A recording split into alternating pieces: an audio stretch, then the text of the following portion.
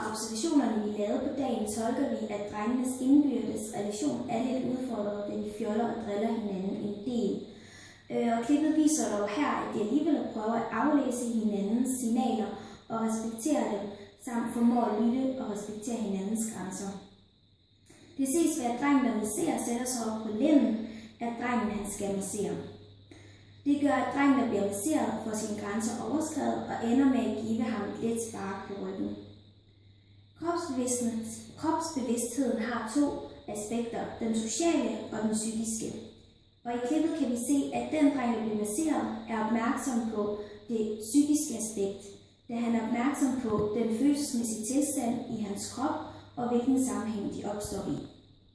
Han kan ikke lide, at den anden dreng sætter sig på lænden af ham, og vi formoder, at han får en følelse af ubehag i kroppen, hvorefter han reagerer ved at han sparker den anden dreng lidt i ryggen.